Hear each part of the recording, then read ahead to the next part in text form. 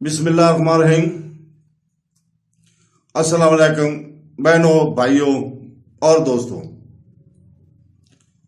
ہم اسلامی خلافتیں کے بارے میں شروع کرنے جا رہے ہیں جو کہ حضرت محمد صلی اللہ علیہ وسلم کے بعد کے دور میں آئیں، اور انشاءاللہ تعالی ہم ہر ایک کی بیوگرافی سوانہ عمری کے ساتھ ان کے دور حکومت کے اہم واقعات بھی بیان کیے جائیں گے۔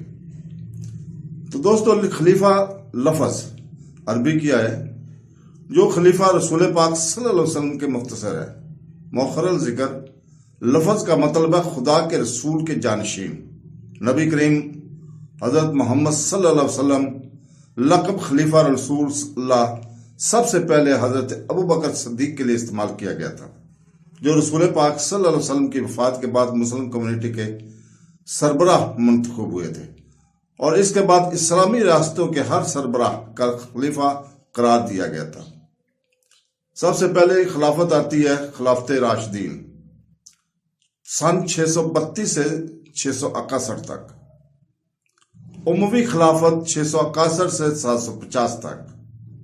عباسی خلافت 750 سے 1258 تک۔ مملوک عباسی خاندان 1261 سے لے کے 1517 تک۔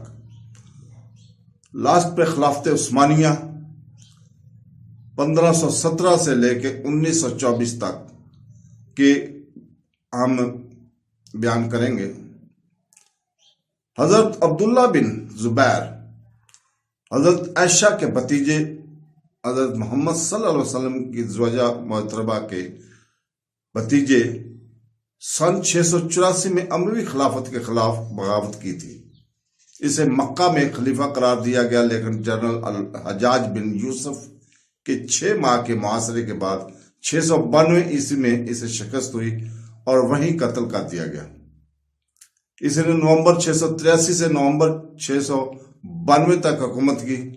تو دوستو، اللہ تعالیٰ سے دعا کرتا ہوں کہ وہ مجھے اپنی پیاری امت مسلمہ کو قرآن و حدیث کے مطابق صحیح معلومات دینے کی توفیق عطا فرمائے۔ آمین ثم آمین۔ اللہ حافظ۔